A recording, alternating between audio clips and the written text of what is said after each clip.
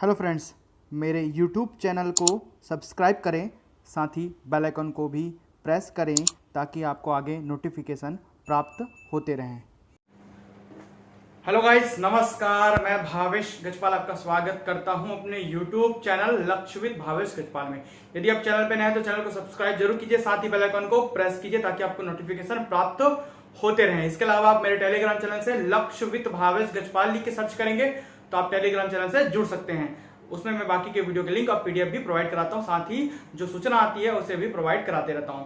चलिए, आज हम देखने वाले हैं हिंदी पेपर का एनालिसिस करने वाले हैं। जो 2016 और 17 एशियन रेंजर में पेपर हुआ था ना, उसका एनालिसिस करने वाले हैं कि कौन से सिलेबस के कौन से टॉपिक से कौन सा आपका क्वेश्चन आया हुआ है। तो इसके बाद मैं आपको विशेष कक्षाओं के बारे में जानकारी भी दूंगा, जिसमें मैं हिंदी और छत्तीसगढ़ी की लैंग्वेज में हिंदी और छत्तीसगढ़ी की विशेष कक्षाएं अलग से लगाने जा रहा हूं।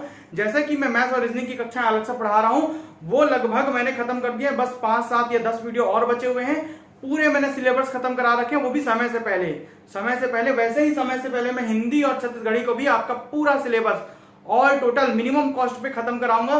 ठीक है, केवल व्हाट्सएप करें, कॉल ना करें। 7470999978 पर मुझे टेक्स्ट करें या व्हाट्सएप करें। ठीक है, व्हाट्सएप करें तो मैं आपको स्पेशल क्लासेस को कैसे ज्वाइन करना है उसकी जानकारी दे दूंगा। आज हम देखने वाले हिंदी पेपर का एनालिसिस। ठीक है, हिंदी का एनालिसिस करेंगे, इसके बाद छत्तीसगढ़ी का भी बताऊंगा, साथ में इसके बाद बायोलॉजी का भी बताऊंगा अलग से। विशेष कक्षाओं हेतु आप इस नंबर पर व्हाट्सएप करें, ओनली व्हाट्सएप करें, कॉल ना करें। ध्यान दीजिएगा, सिलेबस में हमारे पास क्या क्या है। हिंदी साहित्य के इतिहास में काल विभाजन एवं नामकरण, छत्तीसगढ़ के साहित्यकार एवं उनकी रचनाएं, पर्यायवाची एवं विलोम शब्द, भाषा बोध, पत्र लेखन, उपसर्ग प्रत्यय, संक्षिप्त लेखन, वाक्यांश के लिए सार्थक शब्द, तत्सम तद्भव, शब्द शुद्धि, वाक्य शुद्धि, मुहावरे एवं लोकोक्तियां, संधि, समास, समुच्चारित शब्दों के अर्थभेद।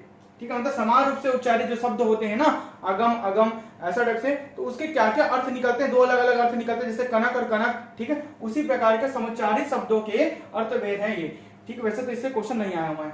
2016 के पेपर में कुल 16 क्वेश्चन आए थे। 50 क्वेश्चन लैंग्वेज का होता है। ठीक है, जिसमें 3 सब्जेक्ट है, हिंदी, छत्तीसगढ़ी। ठीक है, छत्तीसगढ़ी और आपका इंग्लिश, हिंदी, छत्तीसगढ़ी और इंग्लिश। ठीक है, 16 के पेपर में जो आया था 16 क्वेश्चन आपका हिंदी से था। ठीक है, और 17 के पेपर में 17 क्वेश्चन आपका हिंदी से है। देखिए, 16 क्वेश्चन हिंदी से है 2016 के पेपर एशियन रेंजर में।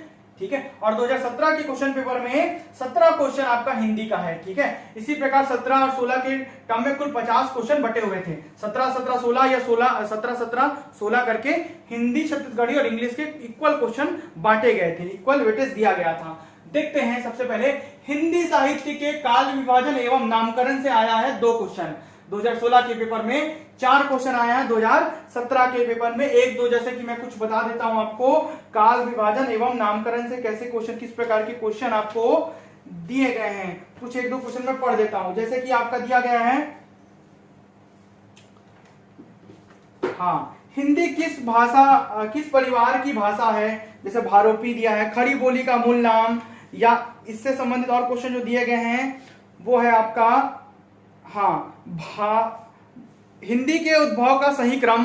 ठीक है, तो ये सभी किस में आता है, हिंदी साहित्य के इतिहास में काल विभाजन एवं नामकरण में आता है। उसके उद्भव और विकास के बारे में पढ़ते हैं। 4, 2, 6 क्वेश्चन, सर्वाधिक क्वेश्चन इसी टॉपिक से आए हैं। इसको मैं डेमो में डालूंगा, थोड़ा सा इसको वीडियो बनाकर मैं डेमो में आगे इंक्लूड किया हूं, आगे मर्ज किया हूं। डेमो जरूर देखें आप। ठीक है, चलिए देखते हैं। छत्तीसगढ़ के साहित्यकार एवं उनकी रचनाएं से 3 क्वेश्चन आया हुआ है 2016 के पेपर में, और 1 क्वेश्चन आया था 2017 के पेपर में। जैसे कि आप देख रहे हैं, पर्यायवाची और विलोम का सर्वाधिक वेटेज रहता है किसी भी पेपरों में, व्यापम में तो खासकर। लेकिन व्यापम पीएससी से पूर्णतः डिफरेंट है, व्यापम का हिंदी और पीएससी का हिंदी। तो इसमें पर्यायवाची नहीं आया था 2016 में, विलोम का 1 क्वेश्चन आया था। इसमें पर्यायवाची और विलोम के 2-2 क्वेश्चन आए थे 2017 में। भाषा बोध से 2 क्वेश्चन। भाषा बोध में आपको बताऊंगा मैं, वर्ण विचार, ठीक है, वर्णमाला से संबंधित क्वेश्चन हो गए, आपका क्रिया से संबंधित क्वेश्चन हो गया, पुल्लिंग स्त्रीलिंग से संबंधित क्वेश्चन हो गए, सभी के एक क्वेश्चन आए हुए हैं। ठीक है, तो भाषा बोध के अंतर्गत आपका 2016 में 2 क्वेश्चन और 2017 में 2 और 2 4 क्वेश्चन आए हैं। 2 क्वेश्चन पूर्णतः वर्णमाला के हैं, 2 क्वेश्चन में 1 क्रिया का है और 1 स्त्रीलिंग और पुल्लिंग का है। ठीक है, इस प्रकार पत्र लेखन से एक क्वेश्चन आया था 2016 में और 2017 में एक भी क्वेश्चन शामिल नहीं किया गया है। उपसर्ग प्रत्यय से 2 क्वेश्चन आया था 2016 में, ठीक है, 2017 में एक भी क्वेश्चन शामिल नहीं किया गया। संक्षिप्त लेखन से एक क्वेश्चन आया था 2016 में, इसकी परिभाषाओं के बारे में पूछ दिया था।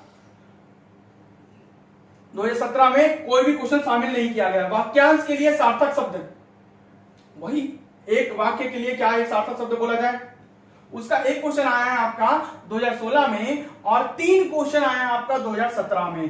तत्सम तद्भव से आपका आया एक क्वेश्चन 2016 में, 2017 में एक भी क्वेश्चन नहीं आया है।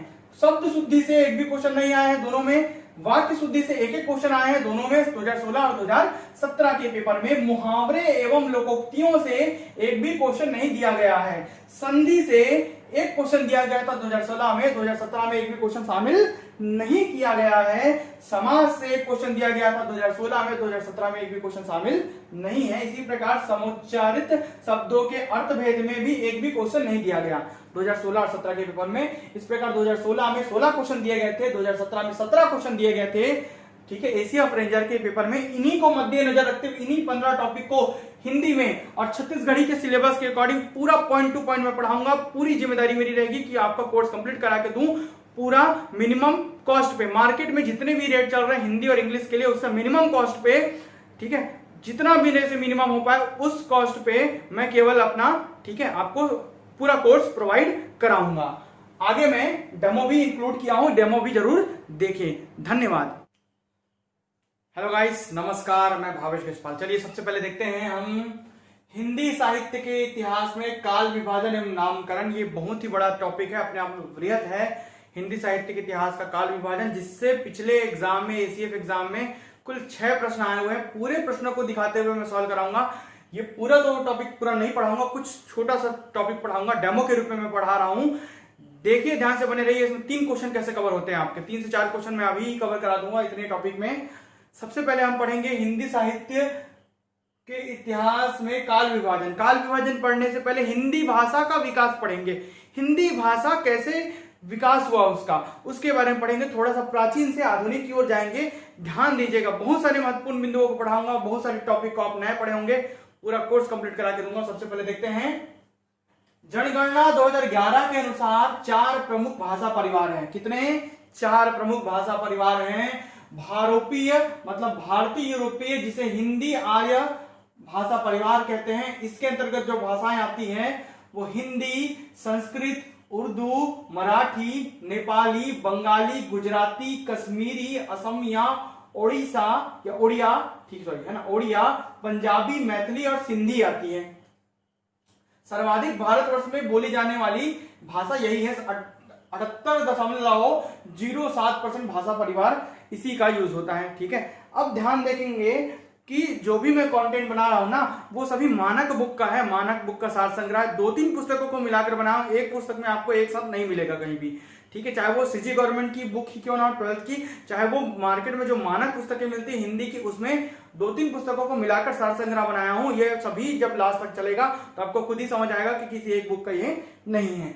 आगे बढ़ते हैं। 78.07% बोली जाने वाली ये भाषा है। अब देखते हैं द्रविड़ भाषा परिवार। इस भाषा परिवार के तहत तमिल, तेलुगु, कन्नड़, मलयालम इत्यादि भाषाएं आती हैं और 19.64% ये भारत में बोली जाती है। ऑस्ट्रो एशियाटिक भाषा परिवार जो तीसरा है, 1, 2, 3 और 4 प्रकार से विभाजन हुआ है। 4 प्रमुख भाषा परिवार है, जिसमें से तीसरा है ऑस्ट्रो एशियाटिक भाषा परिवार, जिसे ऑस्ट्रिक भी कहा जाता है, भाषा परिवार भी कहा जाता है। इसके अंतर्गत संथाली, हो, मुंडारी, खड़िया आदि भाषाएं आती है और यह भारत में 1.11% बोली जाती है।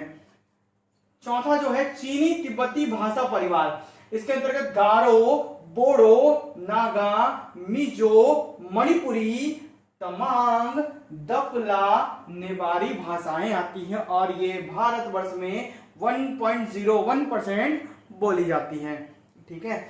अब आते हैं भारोपीय की ओर, अर्थात भारत प्लस यूरोपीय, जिसमें से भारत का भा और यूरोपीय हटाने के बाद रोपीय लगा गया तो भारोपी हो गया। क्या हो गया? भारोपी। इसके अंतर्गत आता है हिंदी। ये क्वेश्चन को आपको सीजीपीएससी एशियन रेंजर के फॉरेस्ट के पेपर में पूछा गया था। क्वेश्चन बाजू में स्क्रॉल कर रहा है। हिंदी किस भाषा, किस परिवार की भाषा है? ऑस्ट्रिक, द्रविड़, चीनी तिब्बती या भारोपीय। तो इसका आंसर आएगा डी भारोपीय। देखिए ये चारों बिंदु जो पढ़ाया हूं ना, इसमें से एक क्वेश्चन आ गया पहले ही पैराग्राफ से क्वेश्चन।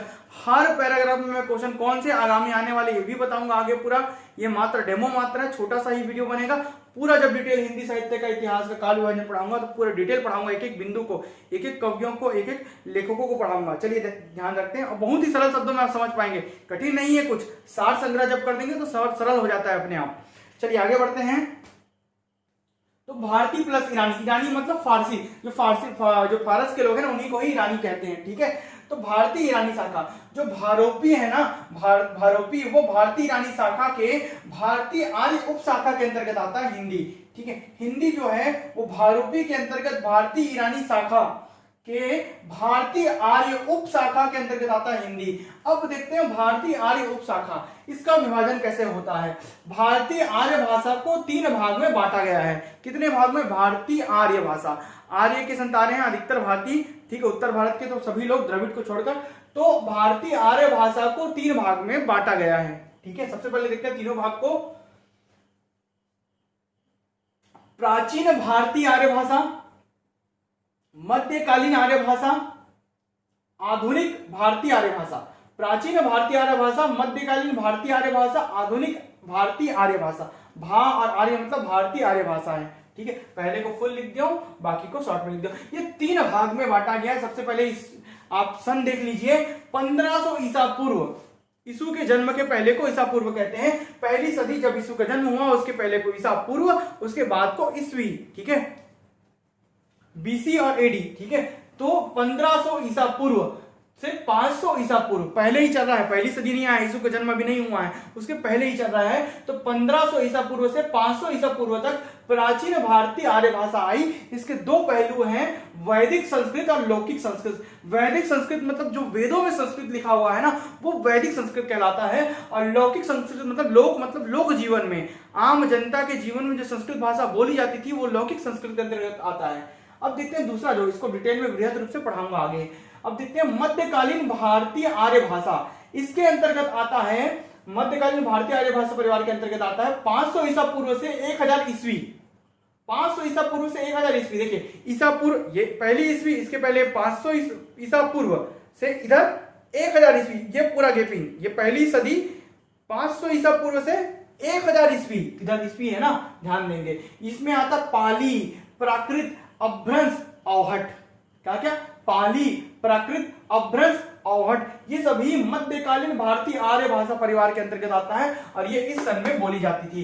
बाद में आता है तीसरा रूप, आधुनिक भारतीय आर्य भाषा। इसके अंतर्गत 1000 ईस्वी से अब तक जितनी भी भाषाएं बोली जाती हैं सभी इसके अंतर्गत आता है, जिसमें से हिंदी और हिंदी के जैसे दिखने वाले, हिंदी से तरे हुए मतलब हिंदी हिंदी से टूटकर बने हुए, तो हिंदीतर भाषाएं, बंगला, ठीक है, उड़िया, असमिया, मराठी, गुजराती आदि भाषाएं इसके अंतर्गत आती है, हिंदीतर भाषाओं में और हिंदी भाषाओं के बाद, ठीक है। इसका विकास होते गया। तो आधुनिक काल से अब तक, आधुनिक काल मतलब 1000 ईस्वी से लेकर अब तक, यहीं से आपका क्या होता है, हिंदी साहित्य के इतिहास का काल विभाजन हुआ है। क्या होता है? काल विभाजन, ठीक है। काल विभाजन को हम लोग किसका मानते हैं? आचार्य रामचंद्र, ठीक है, आचार्य रामचंद्र शुक्ल के हम लोग कार्य विभाजन को उपयुक्त मानते हैं, या बहुत से साहित्यकार उपयुक्त मानते हैं क्योंकि उन्होंने विक्रम संवत में काल विभाजन किया हुआ है। जबकि सबसे प्राचीन जो इतिहासकार है जिन्होंने हिंदी साहित्य के इतिहास का काल विभाजन किया है वो है जॉर्ज ग्रियर्सन, ठीक है। ये क्वेश्चन आपका आया हुआ है, मैं पढ़ देता हूं क्वेश्चन को। हाँ, ये देखिए, सीजीपीएससी एसीएफ रेंजर के पेपर में आया, हिंदी साहित्य के इतिहास का काल विभाजन एवं उसका नामकरण करने वाले प्रथम साहित्यकार हैं, ठीक है, गार्सो दा तास्ती, जॉर्ज ग्रियर्सन, मिश्र बंधु, शिव सिंह सरोज। तो इसका आंसर आएगा बी, जॉर्ज ग्रियर्सन है। उसके बाद आचार्य रामचंद्र शुक्ल है। हम लोग रामचंद्र शुक्ल को मानते हैं, ज्यादा उपयुक्त मानते हैं। क्यों? क्योंकि उन्होंने विक्रम संवत में काल विभाजन किया हुआ है, ठीक है। चलिए अभी देखते हैं आगे। देखिए एक क्वेश्चन आ रहा है, इतने ही बिंदु में एक क्वेश्चन आ रहा है। कौन सा क्वेश्चन था वो? सीजीपीएससी एसीएफ रेंजर में आया हुआ क्वेश्चन था कि हिंदी के उद्भव का सही क्रम क्या है, हिंदी बनते तक कैसे बनी। तो हिंदी के उद्भव का सही क्रम ऑप्शन नंबर, ठीक है, कौन सही क्रम है भाई? सबसे पहले आया संस्कृत, चाहे वो वैदिक हो चाहे लौकिक हो, संस्कृत, उसके बाद आया पाली, उसके बाद प्राकृत, फिर अभ्रंश, फिर अवहट, उसके बाद हिंदी, ठीक है, ये क्रम है। तो संस्कृत, पाली, प्राकृत, अभ्रंश, अवहट, उसके बाद क्या आता है, हिंदी आता है। तो इस प्रकार इसका आंसर क्या होगा, बी सही आंसर होगा। संस्कृत, पाली, प्राकृत, अभ्रंश, अवहट, बाद में हिंदी, आधुनिक युग में आता है हिंदी। तो ये प्राचीन, फिर मध्य, फिर आधुनिक, इसलिए संस्कृत, पाली, प्राकृत, अभ्रंश, अवहट, हिंदी, इसी को पूछा गया था सीजीपीएससी एसीएम रेंजर में। देखिए 3 क्वेश्चन यहाँ पर बन गए आपके, मैं बोला था ना इतने ही में 3 क्वेश्चन बन जाएंगे। थोड़ा सा डेमो ही दूंगा, उसमें 3 से 4 क्वेश्चन आपके ऐसे ही बन जाएंगे। आगे और है, इसके बाद और है, ठीक है। चलिए देखते जाएंगे, आगे बढ़ते हैं, देखते हैं। चलिए, प्राचीन भाषा, प्राचीन भारतीय आर्य भाषा परिवार, प्राचीन भारतीय आर्य भाषा ये वाला। अब इसको मैं वृहत रूप में तोड़ दिया हूं और आगे डिवाइड कर दिया हूं। तो प्राचीन भारतीय आर्य भाषा, प्राचीन भारतीय आर्य भाषा परिवार में वैदिक संस्कृत और लौकिक संस्कृत बताया था। वैदिक संस्कृत तो वेदों में जो पढ़ना बहुत ही मुश्किल होता है ना, वेदों में लिखा हुआ संस्कृत, वो वैदिक संस्कृत कहलाता है। 1500 ईसा पूर्व से लेकर 1000 ईसा पूर्व, यहां से लेकर यहां तक को 2 भाग में बांट दिए। किसको किसको भाई, 1500 ईसा पूर्व से लेकर हमको 500 ईस्वी को 2 भाग में बांट दिए। देखिए 1500 से 500, इसको 2 भाग में कैसे बांटे, ये पहली ईस्वी, तो 1500 से 1000, फिर 1000 से 500 ऐसे बांट दिए। तो 1500 से 1000 ईसा पूर्व और 1000 से 500 ईसा पूर्व, तो 1500 से 500 हो गया पहला वाला। तो इसके 2 हिस्से हैं, वैदिक संस्कृत इतने से इतने तक और लौकिक संस्कृत इतने से इतने तक। ये कौन है, यास्क और पाणिनि। तो प्रचंड कवि या प्रचंड, ठीक है, व्याकरण करता है पाणिनि। जैसे कि छत्तीसगढ़ के पाणिनि कौन कहलाते हैं, हीरालाल काव्योपाध्याय कहलाते हैं, ठीक है। हीरालाल काव्योपाध्याय को पाणिनि से तुलना की जाती, जो कि संस्कृत के प्रकांड पंडित थे। तो यास्क और पाणिनि वैदिक संस्कृत के रचयिता मान सकते हो, या वैदिक संस्कृत जानते थे। और ऐसे लौकिक संस्कृत, लोक जीवन में जब संस्कृत आया तो उसमें भी पाणिनि का नाम आता है। अब दूसरा जो बिंदु है वो है मध्यकालीन भारतीय आर्य भाषा, इसी को लिखा हुआ यहाँ मध्यकालीन भारतीय आर्य भाषा। इसका काल है 500 ईसा पूर्व से 1000 ईस्वी। इसको 3 भाग में बांटते हैं, प्रथम काल, द्वितीय काल, तृतीय काल। मध्य काल को 3 भाग में बांटा जाता है। पहले काल में पाली बोलते हैं, दूसरे काल में प्राकृत, तीसरे काल में अभ्रंश और अवहट आता है। पहला, दूसरा, तीसरा। तो पाली भाषा जो संस्कृत का टूटा फूटा रूप है, संस्कृत जब थोड़ा सा टूटा या थोड़ा सा सरल हुआ तो पाली, पाली थोड़ा सा टूटा तो प्राकृत, प्राकृत से अभ्रंश, अवहट, फिर बन गए हिंदी। फिर हिंदी के भी विकास है, प्राचीन, मध्यकालीन और आधुनिक हिंदी। अभी की जो हिंदी बोली जाती है पूरा विकृत रूप है, ठीक है। तो पाली, मध्यकालीन भारतीय आर्य भाषा में काल, प्रथम काल में पाली भाषा के बारे में पढ़ेंगे।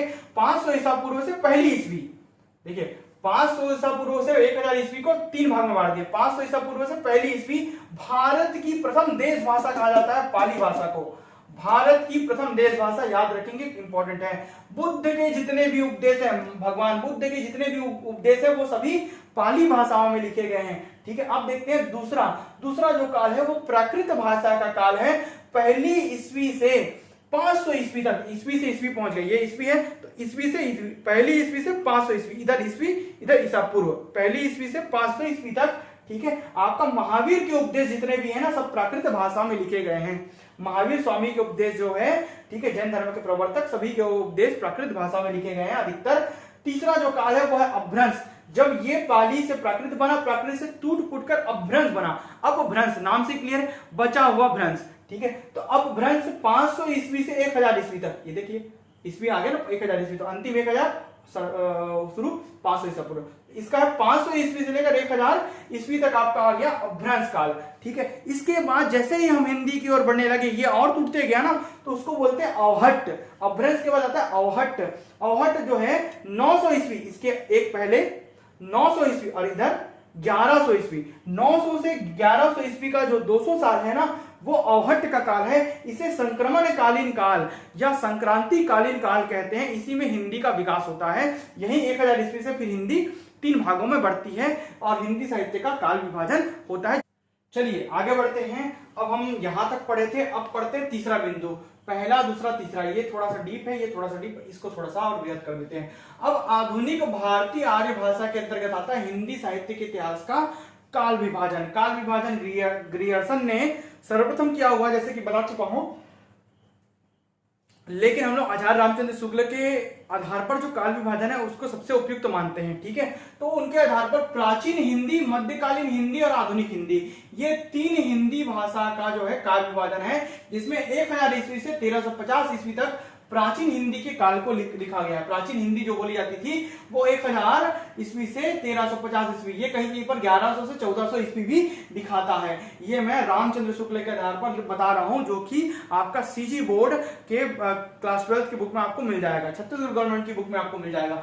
मध्यकालीन हिंदी जो है वो 1350 ईस्वी से 1850 ईस्वी तक है, ठीक है। उसके बाद आधुनिक जो हिंदी है वो 1850 ईस्वी से अब तक को आधुनिक हिंदी कहा जाता है। आगे बढ़ते हैं। एक क्वेश्चन जो व्यापक में पीसी के अन्य पेपरों में आता है वो ये है, हिंदी की आदि जननी क्या है? संस्कृत है। हिंदी कहां से उत्पत्ति हुई? संस्कृत से उत्पत्ति हुई। तो हिंदी की आदि जननी या माता कौन है? जननी कौन है? वो संस्कृत है। हिंदी भाषा के इतिहास का आरंभ अपभ्रंश से माना जाता है। अपभ्रंश का जो काल है वो कौन सा काल है? कहा गया अपभ्रंश का काल 500 से 1000 ईस्वी। 1000 ईस्वी तक क्या होता है? अपभ्रंश खत्म होता है। तो अपभ्रंश जो काल है ना वो 1000 ईस्वी से खत्म होता है, और हिंदी प्राचीन जो हिंदी है वो अपभ्रंश 1000 ईस्वी से चालू होती है, जहां पर अपभ्रंश खत्म होता है। इसलिए क्या कहा गया है कि हिंदी भाषा के इतिहास का आरंभ अपभ्रंश से माना गया है। किससे माना गया है? अपभ्रंश से माना गया है, ठीक है। अब देखते हैं हिंदी का विकास क्रम। हिंदी का विकास क्रम जो इस क्वेश्चन को पूछा गया था आपको सीजीपीएससी एसीएफ रेंजर के पेपर में, कि संस्कृत, फिर पाली, फिर प्राकृत, फिर अपभ्रंश, फिर अवहट, फिर प्रारंभिक हिंदी या प्राचीन हिंदी आता है। ये वाला प्रारंभिक हिंदी, जिसे प्राचीन हिंदी भी कहते हैं। क्या कहते हैं इसे? प्राचीन हिंदी भी कहा जाता है, ठीक है। इस प्रकार ये छोटा सा डेमो हुआ। इसी प्रकार मैं हिंदी के पूरे इसके काल विभाजन को पढ़ाऊंगा, जिसमें सभी भारतीय हिंदू युग, अलग अलग युगों के बारे में बताऊंगा, छोटा शॉर्ट में करके पढ़ाऊंगा। छत्तीसगढ़ी को भी पूरा मैं ही खत्म कराऊंगा, छत्तीसगढ़ी A to Z पूरा कंप्लीट कराऊंगा। तो डेमो क्लास आपको कैसा पसंद आया? अगर पसंद आता है तो बिल्कुल कमेंट बॉक्स में कमेंट कीजिए, लाइक कीजिए। धन्यवाद।